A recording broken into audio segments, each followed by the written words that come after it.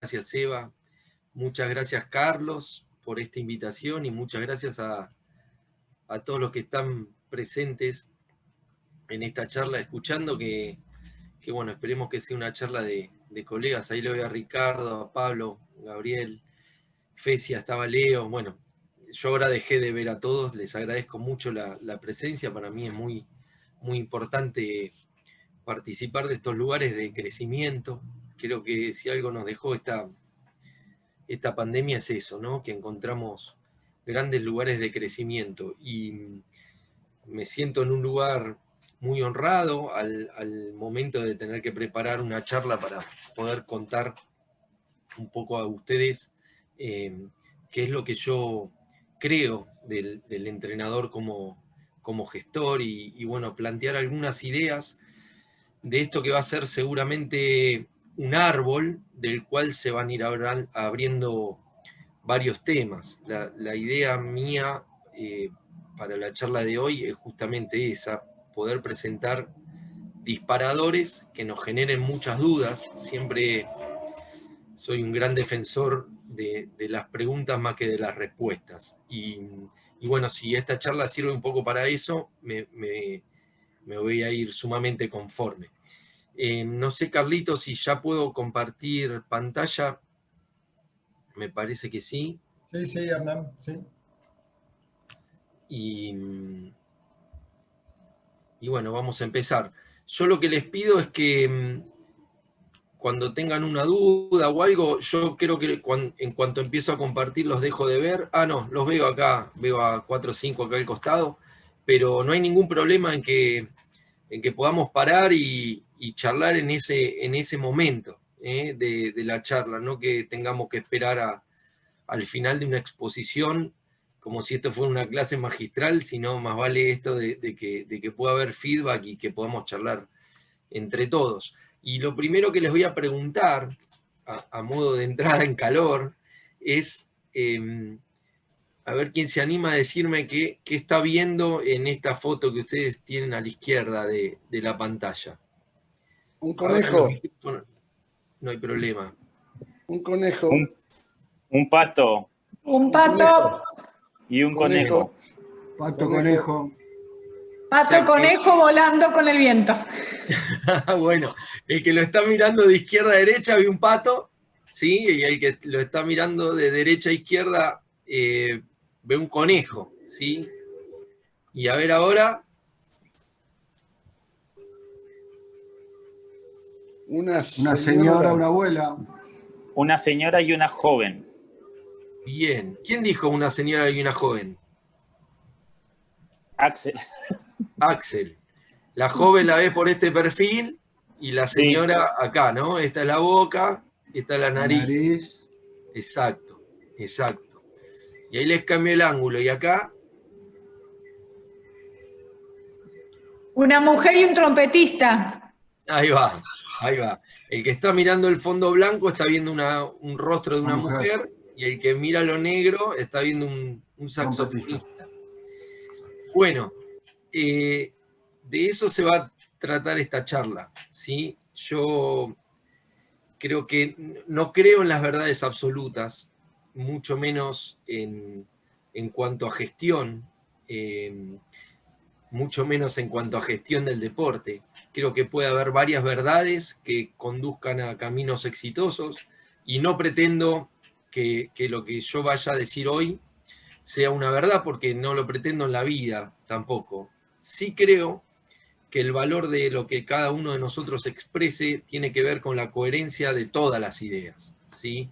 El que veía un pato, bueno, que toda su mirada sea coherente hacia el lado de ver el pato. El que veía el saxofonista, que toda su forma sea coherente con el saxofonista. Y bueno, y a partir de esto, tratar de plantear esto como un conjunto de ideas lo más sólidas posible para mí hoy, que no son las mismas que tenía hace 10 años y que seguramente no van a ser las mismas dentro de los próximos 10. Y creo que de eso se trata, ir evolucionando, y lo vamos a charlar en esta charla, en esta conversatorio. Lo primero que nos tendríamos que preguntar cuando hablamos del entrenador como gestor es ¿qué es gestionar? ¿Sí? ¿Qué es gestionar? Y cuando nosotros empezamos a buscar definiciones de gestionar, encontramos que gestionar puede ser llevar adelante una empresa como emprendimiento, no como estructura financiera, o un proyecto. Gestionar puede ser liderar o conducir una situación específica. Gestionar puede ser el manejo o conducción de una situación problemática, ¿sí? Todo esto es gestionar, todo esto seguramente nos ha pasado en nuestras diferentes trayectorias profesionales. Supongo que la mayoría son entrenadores, pero debe haber de otros ámbitos también en la sala. Y como sinónimos de gestionar, podemos encontrar manejar, conducir, dirigir, coordinar, tramitar o dirigenciar. A mí me parece que todo esto se resume en una definición que yo tomé de gestión, que es que gestionar es hacer que las cosas pasen. Gestionar es hacer que las cosas sucedan, ¿sí? De eso se trata gestionar. Seba en la presentación decía, a veces solucionaba los problemas. Y creo que esa es la esencia de la gestión, es saber moverse bien en los problemas, solucionándolos para que las cosas sucedan, que es diferente a varios estilos de gente que como se siente cómodo en el conflicto, los provoca, ¿sí? Es diferente. El buen gestionador no provoca los conflictos, pero sí lo sabe navegar. Es diferente a gestionar conflictos porque ahí me siento cómodo. Esa es una primera gran diferencia que yo veo. Hay gente que genera el conflicto porque en el conflicto se siente cómodo. Y hay gente que sabe navegar el conflicto gestionando. ¿Cómo hacemos para que las cosas sucedan? La primera parte es tener un buen análisis de dónde estamos parados al momento de arrancar. Y esto lo vamos a dividir en 10 pasos. El análisis en 4 pasos, ¿sí? Que es tener un buen diagnóstico, un diagnóstico quirúrgico, un diagnóstico que nos va a determinar el futuro hacia el éxito o hacia el fracaso de lo que hagamos. A partir de tener ese diagnóstico, generar, ¿sí? Una tormenta de ideas. Hay hasta programas simuladores de software ya para trabajar las brainstorming, las tormentas de ideas. Una vez que yo tengo toda ese diagnóstico y ese conjunto de ideas, saber filtrarlas, ¿sí? Porque comenzar sobre un volumen o sobre un abanico muy amplio de ideas generadas seguramente me provoque, primero, división de fuerzas, y segundo, que no pueda trabajar sobre las variables controlables. Y esto es lo que a mí me parece muy importante a la hora del diagnóstico. Cuando yo tengo un diagnóstico, poder elegir de ese diagnóstico que tengo sobre las 3 o como máximo 4 cosas sobre las que yo voy a poder actuar para poder generar lo que después va a ser mi plan, ¿sí? Una vez que tuve todas esas ideas, que las pude filtrar, las voy a tener que ponderar. Voy a tener que buscar algún elemento objetivo para poner esas ideas en prioridades, ¿sí? El elemento objetivo generalmente que todos tomamos y muchas veces lo tomamos como excusas es el económico, ¿sí? Es, bueno, todo esto lo vamos a cuantificar y a partir de ahí vemos qué podemos hacer. Pero la experiencia de nuestro país creo que nos demuestra que este limitante económico que pone cualquier otra organización en países desarrollados y estables, nosotros lo podemos superar y muchas veces ponderamos lo económico y queda en segundo o en tercer nivel y arrancamos por otra cosa. ¿Por qué? Porque lo económico pasa a ser una de las variables no controlables para nosotros, porque no te las controla el universo donde vos estás desarrollando tu plan. Una vez que pude hacer estas 4 etapas del análisis, ya pasamos a la implementación.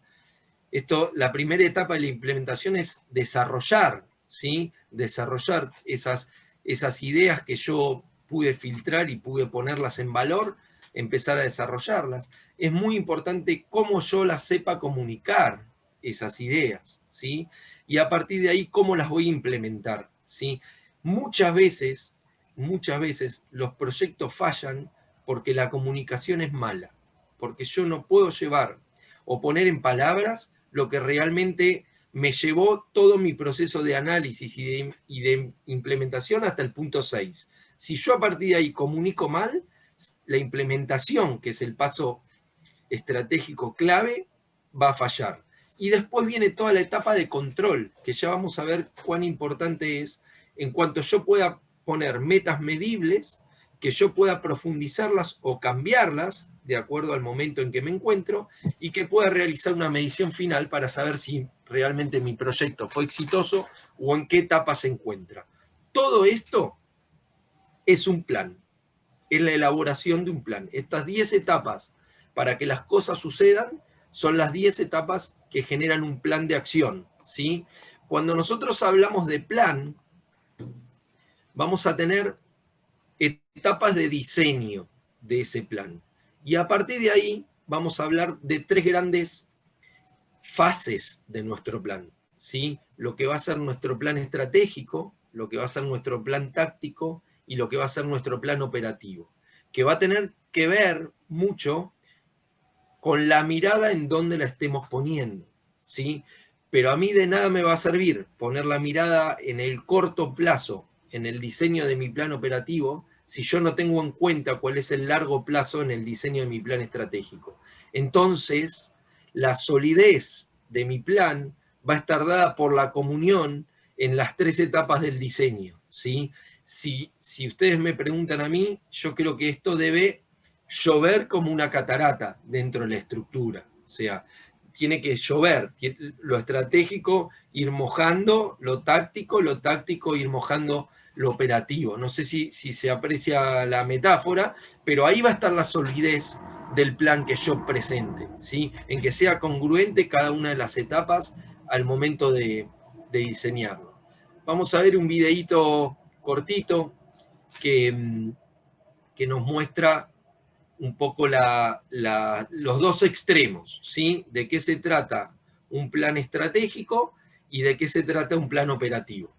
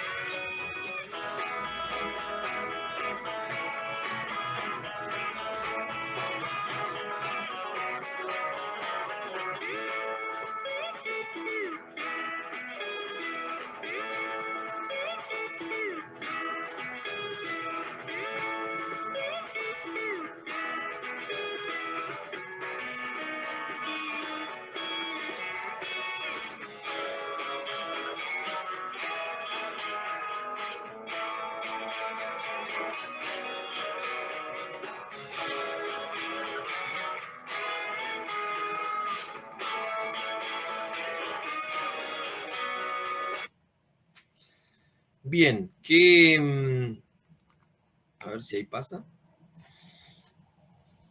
¿A qué conclusión llegamos? Hay muchos aspectos que son en común, ¿sí? La gran diferencia es la implementación en el tiempo, ¿sí? Y creo que esta frase es muy clarificadora, por lo menos de mi forma de entender o de encontrar un gran error, que es cuando uno habla de planeamiento estratégico, que es algo que está muy usado y es una palabra que está en boca aún de los entrenadores, está pensando inconscientemente en qué es lo que voy a hacer en el futuro. Y eso no es el planeamiento estratégico. El planeamiento estratégico es lo que voy a hacer mañana, cómo voy a impactar en ese futuro deseado. Eso es el planeamiento estratégico. No qué voy a hacer dentro de 5 años, sino esto que estoy haciendo hoy o que voy a hacer mañana, cómo voy a impactar en el largo plazo. Por eso esto que yo les comentaba, que dentro de una estructura organizacional tiene que llover de arriba hacia abajo, para no equivocarme y que esto que estoy haciendo hoy no impacte en el camino contrario o no impacte desviándome de mi objetivo final. Y acá nos vamos a meter en un tema que es importante en cuanto a la evaluación de los desvíos, ¿sí? El proverbio chino que el leve aleteo de las alas de una mariposa se puede sentir al otro lado del mundo, ¿sí? Esto comienza con la teoría del efecto mariposa, ¿sí? Y el efecto mariposa nos lleva a la teoría del caos, ¿sí? Que para el tema de la planificación es algo que nosotros no podemos dejar de tener en cuenta, porque la teoría del caos nos dice que todo sistema en el que participe un ser humano tiene un alto grado de impredecibilidad y por lo tanto de caos, ¿sí? Y nosotros, nos guste o no, estamos trabajando con planificaciones sobre seres humanos. Entonces, sobre seres humanos dentro de la organización y sobre seres humanos que forman el contexto de la organización que yo quiero efectuar mi plan, ¿sí? Entonces, esta teoría del caos, lo único que nos deja como algo cierto es que lo único que no cambia es el cambio permanente. Hoy las estructuras que no saben doblarse son las estructuras que se rompen, ¿sí? Y creo que quedó clarísimo con este año que estamos pasando, ¿no? Esta palabra tan hoy cotidiana que es el reinventarse, el adaptarse, bueno, esto nos llevó a un extremo, pero este extremo, si no hubiera COVID-19 vigente, también existía y el cambio es permanente. Y ni les cuento en el deporte, ¿sí? Que es lo que a nosotros nos tiene hoy acá charlando. A partir de esto del efecto mariposa, de la teoría del caos, nace la importancia de la retroalimentación constante, ¿sí? Cuando yo voy a poner un plan en acción, yo tengo que tener, como hablábamos antes, estándares medibles para ver cómo voy en ese camino hacia mi meta o hacia mi objetivo. Y acá, fíjense lo que ocurriría si nosotros, esto es la línea horizontal estaría marcando el camino hacia una meta final, ¿sí? Y cada uno de los puntos que ustedes ven en naranja sería una cadena de medios afines, ¿sí? ¿Cuáles son mis etapas o mis pequeños objetivos que me van a conducir al objetivo final? Fíjense qué ocurriría si yo, en lugar de medir y evaluar mi plan en el primer punto, mido y evalúo mi plan en el quinto punto del desarrollo de mi plan estratégico, ¿sí? Fíjense cuál es la varianza que hay entre un desvío y el otro desvío. Entonces, nosotros esto lo tenemos que tener siempre permanente y en los planes acá voy a tomar palabras de Seba, ¿no? En los planes de desarrollo deportivo, creo que sería un error tomar variables no controlables como pueden ser los resultados, ¿sí? Lo estoy tratando de llevar todo esto para medir si el plan estratégico va en la dirección correcta o no. Pero sí sería bueno poder medir aquellas cosas que son objetivas, ¿sí? ¿Qué pueden ser objetivas? Por ejemplo, las composiciones corporales de los jugadores que nosotros entrenamos, ¿sí? Después vos te preparaste 4 años por un mundial y ese día se te engriparon 4 y perdiste. Y eso no importa, eso es una variable que no podemos controlar, pero sí podemos controlar todo lo otro. Sí podemos controlar qué volúmenes de trabajo vamos a tener nosotros. Sí podemos controlar con cuántos atletas vamos a trabajar. Sí podemos controlar con quiénes nosotros queremos trabajar para desarrollar esos atletas. Por eso, cuando empezamos la charla, yo le decía que dentro del análisis o del diagnóstico, me parece muy importante poder detectar cuáles son las variables controlables y cuáles son las que no.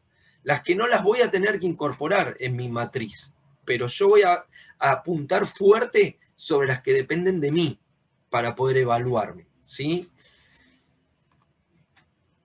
En esto del planeamiento, esperen que los corro un poquito porque si no, yo no dejé de ver mi pantalla.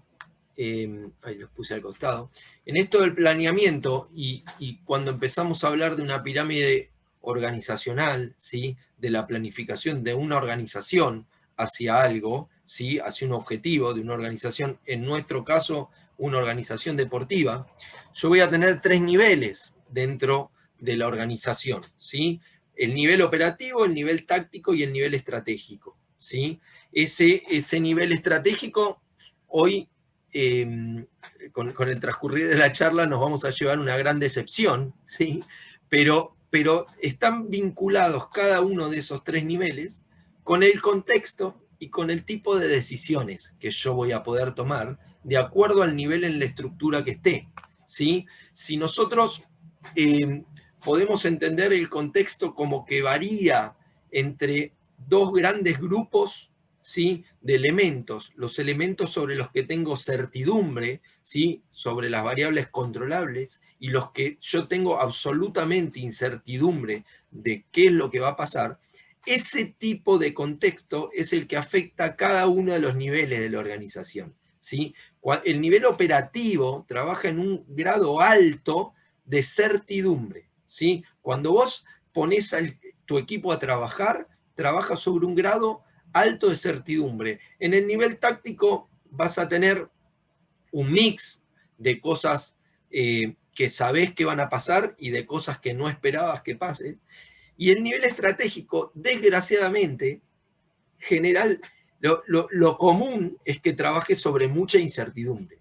Volvemos a las 3 variables controlables sobre las que nosotros nos tenemos que agarrar para el plan estratégico, porque hay muchísimas y mucho más en sociedades como la nuestra, donde son incertidumbres, donde tu árbol de decisión va a ir variando de acuerdo a lo que pasa en el contexto, y eso te va a hacer variar lo táctico y por supuesto que te va a hacer variar lo operativo. ¿Y qué pasa con el tipo de decisiones? ¿Sí? A medida que yo voy bajando en la pirámide organizacional, las decisiones pasan de ser decisiones no programadas a ser semiprogramadas en lo táctico. Ahora voy a poner ejemplos, y a ser absolutamente programadas al nivel operativo, ¿sí? El obrero de una línea de trabajo sabe que le va a pasar una pieza, ¿sí? El modelo Ford, le va a pasar una pieza de carburador por delante, ese es su contexto de certidumbre, y cuando le pase la pieza de carburador por delante le va a tener que poner el chicle de baja, el chicle de alta y agregarle una manguerita. Y esa pieza sigue, su decisión fue programada, ¿sí? El gerente de ese obrero que trabaja en línea puede llegar a tener decisiones semiprogramadas, ¿sí? Y ahí va a tener un árbol de no más de 4 o 5 opciones, porque tampoco va a poder tomar, o su nivel de decisión va a estar tan abierto. Entonces, ¿qué puede pasar? Que se corte la luz y entonces ese jefe va a decir, si se corta la luz, ¿qué hago? Voy y prendo grupo electrógeno, ¿sí? Voy y sigo trabajando, abro la segunda línea de trabajo, y el que sí está en problemas es el CEO de esa empresa, que siempre va a tener que tomar decisiones sobre incertidumbres, decisiones sobre cosas que pasan que no están programados. Y ahí es donde tenemos que tener mucho cuidado de no cambiar el sentido hacia donde queremos ir, ¿sí? En las decisiones semiprogramadas y en las decisiones no programadas, son en las que nosotros tenemos que tener mayor volumen de feedback siempre, ¿sí? Son las que a nosotros nos pueden hacer meter la pata mucho más que las programadas, que bueno, como mucho se paró la línea de producción, como mucho perdiste el entrenamiento, ¿sí? Pero en un club, como mucho te llovió y no pudiste entrenar. Bueno, la alternativa sería una decisión dentro de la semiprogramada, y que te cierran el club sería una situación no programada, llevado a este contexto, ¿sí? Para nuestro nuestra decepción, el entrenador en un organigrama ejecutivo de la NBA está acá abajo. ¿Sí? Está en el nivel operativo de la pirámide organizacional. ¿Sí? Es el que lleva y ejecuta el plan del dueño del equipo. ¿Sí? Hoy acá este organigrama es cuando estaba David Stern, ahora está Silver, ¿no? Como comisionado. Debajo del comisionado NBA vienen los dueños o CEO de cada una de las franquicias. Debajo del dueño viene el presidente. Debajo del presidente vienen todos los vicepresidentes de área, ¿sí? Uno de esos, o una de esas personas al nivel del vicepresidente es el general manager del equipo. Y debajo de eso viene el entrenador, ¿sí? Seguramente, esto va a herir nuestro ego, ¿sí? El entrenador argentino está muy acostumbrado a que el plan deportivo del club es su plan deportivo, ¿sí? Y nosotros, si queremos profesionalizar nuestro deporte, tenemos que entender que a los entrenadores nos van a contratar para llevar lo operativo de una estructura estratégica que está pensada por otro, ¿sí? Que está pensada, que nosotros vamos a poder elegir si queremos trabajar ahí o no queremos trabajar ahí. Que nosotros vamos a poder intervenir si el presidente o el CEO es inteligente, él va a necesitar nuestro feedback, ¿sí? Nuestra retroalimentación para que ese ángulo que veíamos en la cadena de medios afines no se le desvirtúe y cuando lo quiera corregir ya quede demasiado separado. Pero nosotros tenemos que entender que el mundo tiende a la profesionalización del deporte y donde el entrenador, en el mejor de los casos, pasa a estar cuarto en la línea de comandos, ¿sí? Por supuesto que acá abajo su entrenador, cada uno de los entrenadores jefes va a tener su cuerpo técnico, ¿sí? El jefe de preparadores físicos y el asistente jefe que tendrán su cuerpo y que también va a tener un microclima de planeamiento estratégico, táctico y operativo, ¿sí? Un microclima que nunca puede estar por fuera de lo que está acotado por la organización.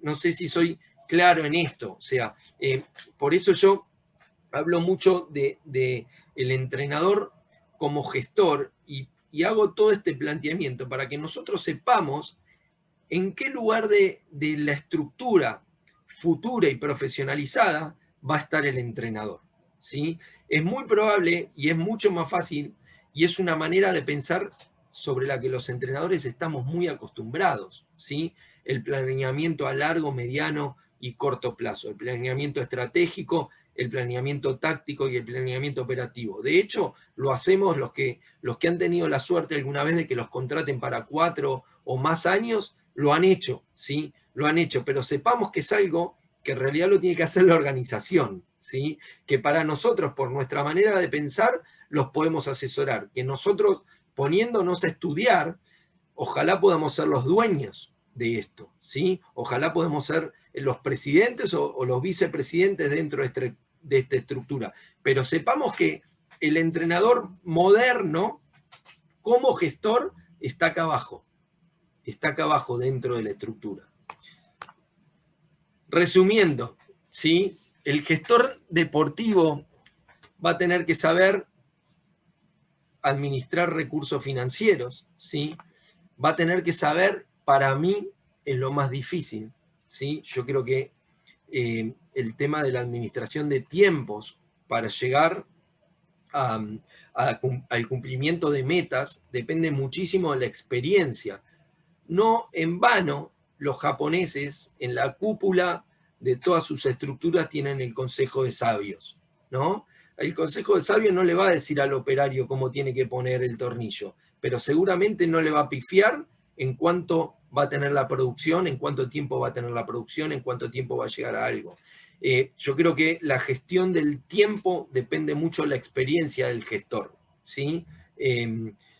Yo ya no sé ni si hablar como viejo o como joven, pero yo veo que muchas veces los jóvenes, o a mí me ha pasado, en que pensás que todo tiene que ser rápido, muchas veces la pifiás y terminás teniendo una desmotivación o perdiendo motivación en el hacer porque no llegaste, y la realidad es que lo que planteaste mal es el tiempo de ejecución. Por eso me parece que es una variable a tener en cuenta a partir de la experiencia. El gestor va a tener que saber sobre recursos deportivos, ¿sí? Va a tener que saber, recursos deportivos me refiero a recursos humanos y recursos materiales deportivos, lo que importa del deporte.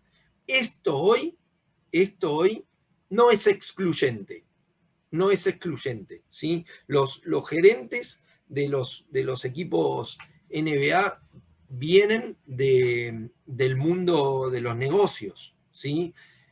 Que muchas veces sobre los recursos deportivos opinan como fans, ¿sí? Lo que sí es importante ahí es que se sepan rodear de gente que sí sepa del deporte, porque estamos hablando de una estructura deportiva. Sí o sí va a tener que saber de recursos humanos, sí o sí va a tener que tener una mirada crítica, ¿sí? Que le permita que esta retroalimentación permanente que uno tiene que estar buscando en la implementación del plan estratégico, no lo vea como algo que hizo mal, ¿sí? No lo vea como algo que lo hizo mal, que lo ponga a la defensiva y a partir de eso se sienta atacado en el desarrollo de su programa, sino que una mirada crítica sabiendo que eso puede pasar y no echar las culpas afuera de la organización y entonces sí llevarla al fracaso. Saber que eso podía pasar por esto del contexto de cambio, por esto del efecto mariposa, por esto del caos permanente y tener la facilidad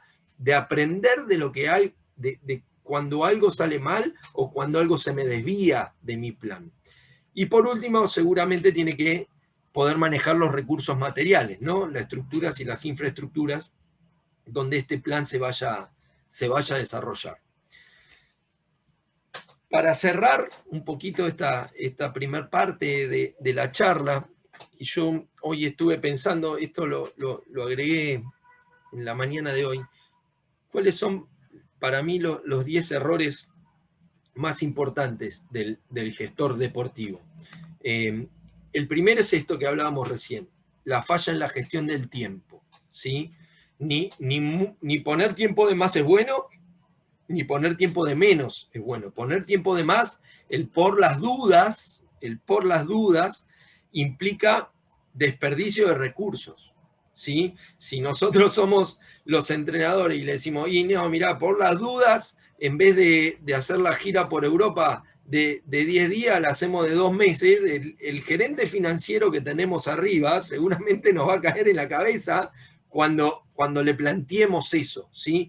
Pero también la falla de gestión en el tiempo, decirle, no, vamos 4 días y con 4 días nos alcanza, también me va a producir en el futuro algún desacople con la línea que me lleva a mi objetivo. Entonces, la gestión del tiempo, vuelvo a insistir en esto, creo que es algo muy importante y te lo da la experiencia. El segundo error es que, bueno, esto que lo puse en un lenguaje coloquial, planificamos sobre el papel, pero nos olvidamos dónde lo dejamos, ¿sí? Una vez que nosotros hicimos un programa de análisis, ¿sí? de las primeras 4 etapas, que lo hacemos con nuestro equipo y que realmente estamos convencidos de eso, es bueno que el papel lo llevemos siempre en el bolsillo, ¿sí?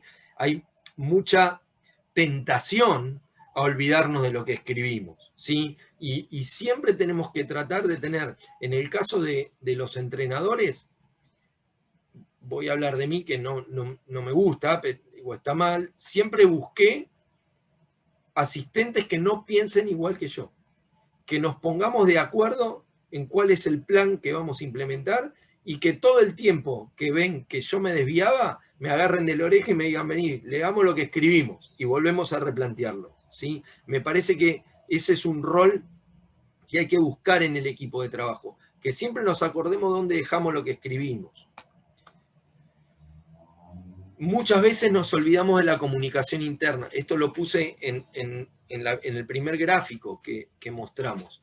A mí me parece que el compromiso del equipo de trabajo, el compromiso tiene que estar dado a partir de la comunicación, a partir de que todos sepan para qué están haciendo cada una de las cosas que hacen cotidianamente, ¿sí? los que tienen que trabajar en la etapa operativa, los que tienen que trabajar en la estructura media y los que tienen que trabajar en la parte de gestión estratégica. Todos tenemos que tener una comunicación interna asidua, ¿sí? Creo que un error importante es la deficiente delegación. Y normalmente cuando ponemos esto, pensamos en que no sabemos delegar o que queremos absorber demasiadas tareas y no sabemos delegar. Una delegación deficiente también es darle una tarea a alguien que no la puede cumplir, ¿sí? Yo la delego sobre alguien que no puede hacer eso. Eso es una delegación deficiente también. No solamente no delegar. No delegar es malo, pero delegar en alguien equivocado es aún peor, ¿sí? Nosotros tenemos que evaluar muy bien los recursos humanos con los que trabajamos y saber muy bien a quién le podemos delegar cada una de las cosas para que nuestro plan táctico, no tanto el estratégico, sino el táctico, realmente se pueda ir llevando eficientemente. Nos olvidamos los pequeños detalles, ¿sí? Esto de que la cadena se corta siempre por el eslabón más fino, es así. Prestarle atención a esos pequeños detalles. Creo que generar demasiada rutina como sinónimo de control va en contra de la creatividad y de la libertad de trabajo, ¿sí? De generar espacios creativos. A veces esto de sentirme cómodo en la rutina va a ir en contra de que ese plan estratégico se lleve a cabo bien, porque al ir en contra, ir con tanta rutina, los espacios de creatividad se pierden. ¿Y cómo nosotros nos podemos adaptar al cambio si no somos creativos y si somos rutinarios? Entonces, esto es un círculo vicioso que nosotros tenemos que tener siempre en cuenta. Demasiada rutina es inversamente proporcional, ¿sí? Cuando aumenta la rutina, baja la creatividad. Y nosotros necesitamos que nuestras estructuras sean creativas por la génesis misma del planeamiento o del estilo de planeamiento que hicimos, ¿sí? La falta de cintura para manejar los problemas, ¿sí? Es otro error del gestor deportivo, que va de la mano de que siempre queremos ganar, ¿sí? Pareciera que nosotros en un proceso de negociación siempre queremos ganar. Los autores de la gestión administrativa hablan del win-win, ¿no? Que cuando se genera un problema, los dos lados puedan salir ganando y buscar la alternativa para que los dos lados puedan salir ganando. Creo que el gestor que siempre quiere ganar en el momento de resolver un problema no es un buen gestor para la estructura. La poca defensa de la capacitación, ¿sí? Nosotros acá las cosas las hacemos así. Esa frase, que no está mal sentirse orgulloso de cómo uno hace las cosas, pero sí creo que va en contra de poderse adaptar, de poder ser creativo si uno no está todo el tiempo buscando la capacitación, la propia y la de la estructura a la que pertenece, ¿sí? La poca defensa de la capacitación va en contra del crecimiento estructural, va en contra. Nosotros tenemos que estar orgullosos que la gente que participa de la estructura, cuando arregla su salario, diga, yo quiero ganar tanto más 4 capacitaciones, más que me pagues un viaje al exterior para ver cómo trabaja. Creo que eso demuestra, a mí ahora me está tocando contratar gente. Cuando viene un docente con ese tipo de expectativas, se me van las dudas si lo quiero conmigo o no. Sí, lo quiero conmigo seguro al docente que se quiere seguir capacitando o que me pregunta si durante el año, además de su día de vacaciones, puede viajar a capacitarse o podemos conseguirle para que haga un curso. Creo que los gestores o los que estén en puestos de gestoría deben defender la capacitación permanente. Y por último, el error más grande es ¿no? Y los objetivos. Estar todo el tiempo pensando en cuáles son mis objetivos. Esta realimentación que hablábamos al momento de una de las metas afines, poderla tener en el trabajo cotidiano. Esto que hice hoy me acerca un poquito más a lo que quiero ser dentro de 10 años? ¿Se acuerdan cuando hablábamos del planeamiento estratégico? Habla de qué pasa con la decisión de hoy dentro del futuro. ¿Qué pasa con esto? Es una pregunta que nosotros dentro de una estructura la tenemos que hacer cotidianamente. ¿El entrenamiento de hoy me lleva al objetivo que quiero o el entrenamiento de hoy la piloteamos y no sirve para nada? Dos cositas quiero dejar claras antes de terminar. Esto del papel y esto de medir los objetivos no quiere decir que la planificación no tiene que ser flexible. Sí tiene que ser flexible. Lo que no es flexible se rompe y termina en la ruina. Y la segunda, que esto de escuchar a muchos entrenadores jóvenes, el entrenador de básquet que se quiera dedicar a la gestión, está muy bueno que lo pueda hacer, pero primero, si quiere ser entrenador, tiene que saber mucho de básquet. Me da la sensación, veo mucha tendencia a entrenador joven que quiere presentar proyectos de gestión, pero para llegar a proyectos de gestión y ser diferencial con un dirigente cualquiera, hay que saber mucho de lo que uno quiere gerenciar.